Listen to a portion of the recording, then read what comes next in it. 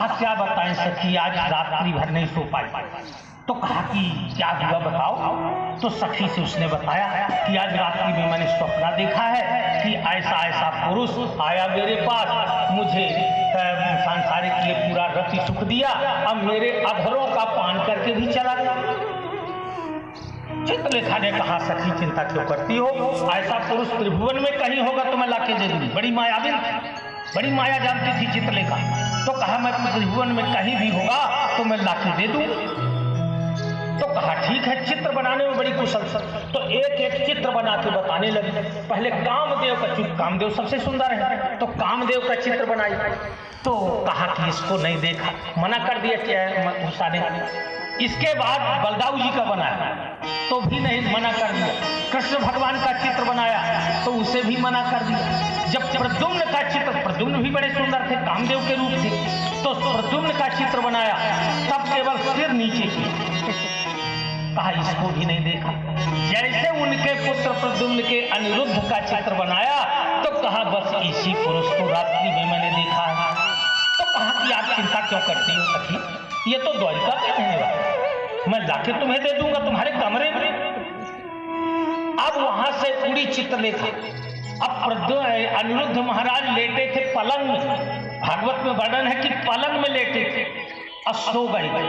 तो चित्रलेखा गई, सपर्यंकम लिखा है, पर्यंक माने पलंग होता है, तो वो सपर्यंकम पलंग सहित उठा लिया। सोए थे वो द्वारिका में और जागते हैं उषा के कमरे में। उषा के कमरे में पलंग सहित रखते। जब पलंग सहित वहां रख दिया तो पलंग सहित उनके रखे जाने पर अब नींद खुली तो उषा से परिचय हुआ। अब उषा रात्रि भर रही, अब वहां 4 महीना रह गई उसी के साथ, वहीं रहे अनिरुद्ध और उषा। लेकिन एक दिन सुरक्षा गार्डों की नजर पड़ी। सुरक्षा गार्डों की नजर पड़ी कि राजकुमारी उषा के कमरे में कोई पुरुष प्रवेश किए। भयभीत हो गए, वो सुरक्षा गार्ड थे। आज पहली बार नजर पड़ी तो अपनी बचत के लिए दौड़ते बाणासुर के पास चले गए। महाराज की जय हो, जय हो, ये बताए। फिर कहा प्रभु महाराज, कोई पुरुष उषा के, राजकुमारी उषा के कमरे में प्रवेश किए। अब यहां से ये बाणासुर ललकारता हुआ गया और मेरे पुत्री के धर्म को नष्ट कर रहा है, ऐसा कहता हुआ गरजता गया।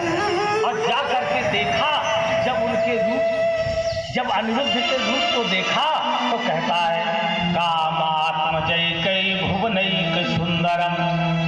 ये तो त्रिभुवन का सुंदर है, ये कामदेव का रूप लगता है। वही बात बनी कि यद्यपि भगनी कीन कुरूपा पर बध लायक नहीं पुरुष अनूपा।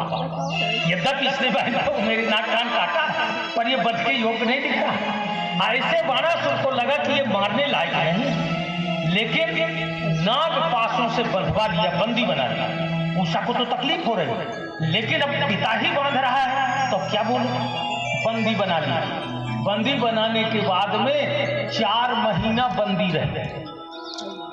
भगवान श्री कृष्ण सब कुछ जानते हैं कि मेरा नाती बंदी बना हुआ है बाणासुर की शोणितपुरी में, लेकिन भेद नहीं खोला। देवर्षि नारद पहुंचे द्वारिका, आज जाकर भगवान श्री कृष्ण को बताया। कहा प्रभु आपका नाती बाणासुर की नगरी में बंदी बना हुआ है, नाग पासों से बंधा हुआ। तब भगवान श्री कृष्ण अपनी सेना लिए, क्षौणी सेना, और लेकर के बाणासुर की नगरी में उन्होंने चढ़ाई कर दी। अब वहां जब पहुंचे तो अब युद्ध प्रारंभ हो गए। अब बाणासुर का और ये भगवान श्री कृष्ण का भयंकर युद्ध प्रारंभ हो गया। इसमें भगवान ने पहले ही उसकी ध्वजा को भंजित कर दिया। ध्वजा जो शंकर जी से श्रापित थी उसको भंजित कर दिया। इसके बाद सुखदेव जी महाराज परीक्षित से कहते हैं कि युद्ध बढ़ता गया। एक दिन भगवान श्री कृष्ण को लग रहा था कि भगवान श्री कृष्ण आज बाणासुर का वध ही कर देंगे। जैसे बाणासुर का वध करने के लिए तैयार हुए तो भगवान शंकर आ गए। भगवान शंकर का और इनका भयंकर युद्ध, कृष्ण का युद्ध प्रारंभ हो। क्योंकि बाणासुर की ओर से शंकर जी आए युद्ध के लिए, तो शंकर जी का और कृष्ण भगवान का युद्ध प्रारंभ हुआ। अब इस युद्ध में उन्होंने ज्वरों का प्रयोग कर दिया। ज्वर माने होता है बुखार, बुखार के बाण मारी